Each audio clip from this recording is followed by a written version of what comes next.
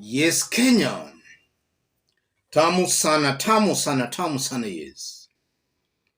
William Ruto made some remarks today in Kirinyaga County. Remarks I want us to have a look at here, for they're going to form the basis of our analysis.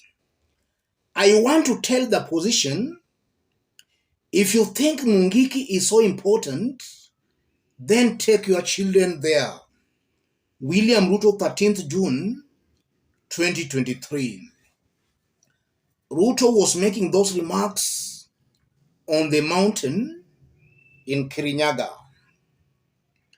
What are the games being played behind the scenes? What's William Ruto's main objective by trying to link the opposition to the Mungiki? What are the games here? Before we answer those questions, if you are watching us but you have not yet subscribed, subscribe, give this video a like. For those who have not sent their contributions, we are almost closing the exercise. Channel all your contributions to the number below. Let's help Salash from Kajiado undergo a kidney transplant. Back to our analysis. Yes. What's Ruto's objective and what are the games being played here? Let me start by saying this.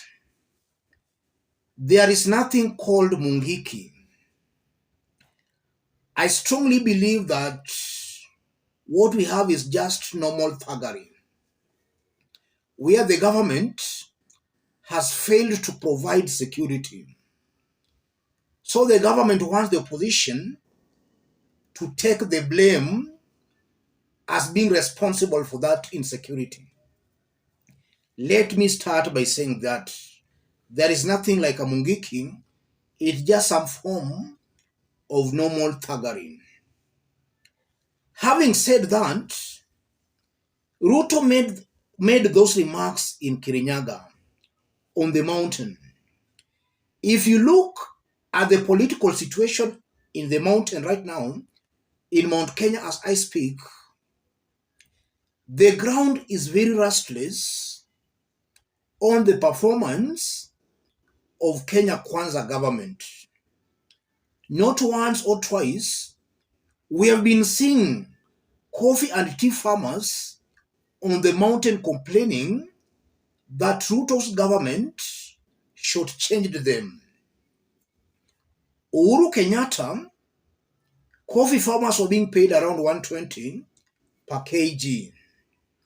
In William Ruto's government, it's below 50.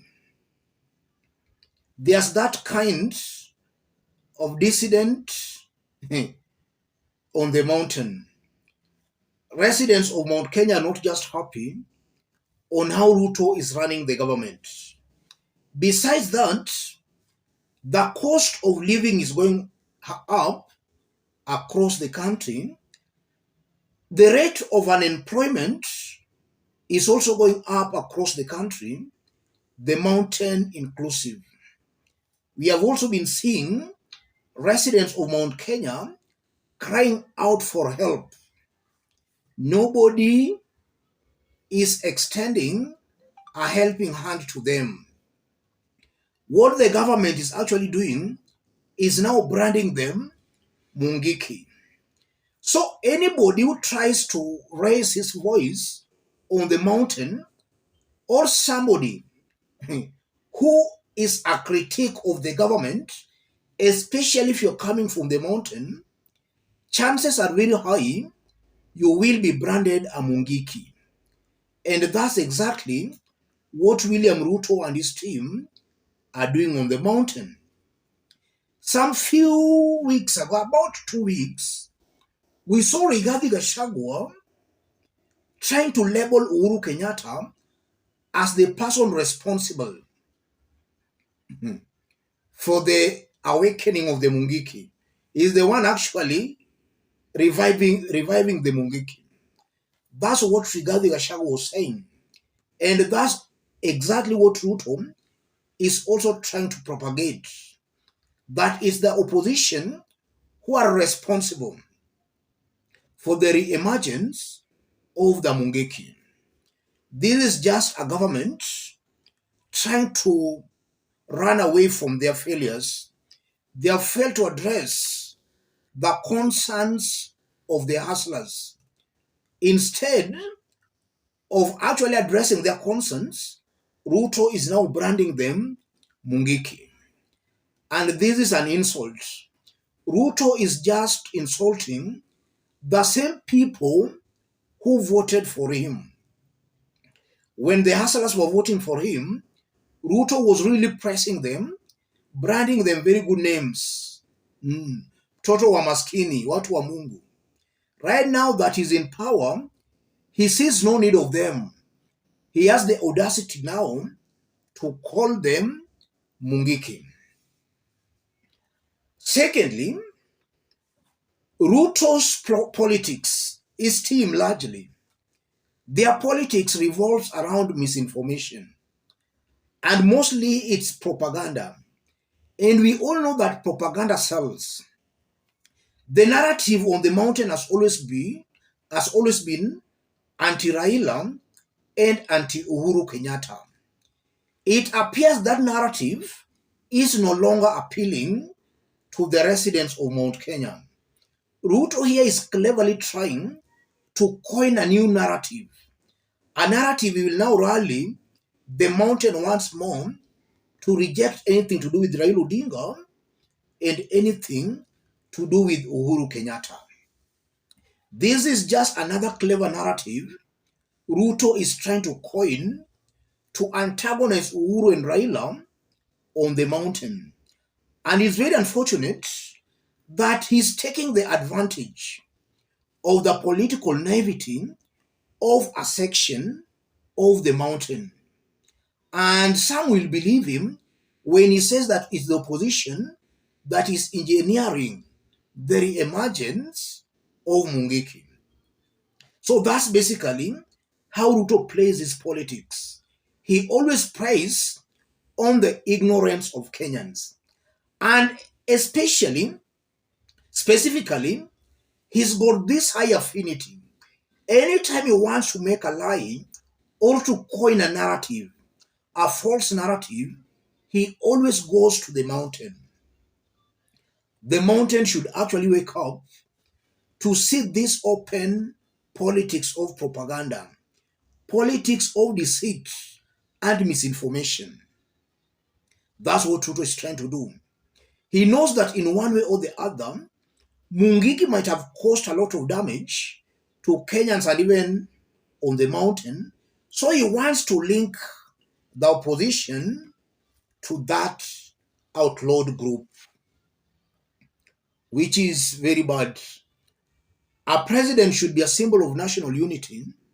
What Ruto should be doing right now, he should be explaining to Kenyans why the cost of living is going up on a daily basis, while at the same time, the government is adding more unnecessary positions, creating unnecessary positions, a government appointing corrupt individuals, a government that has borrowed so far 1 trillion, but there is no development Ruto's government has initiated.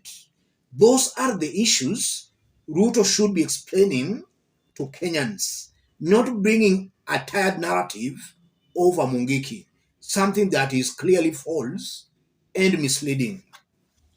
As I conclude, it's a fact that Ruto will not deliver.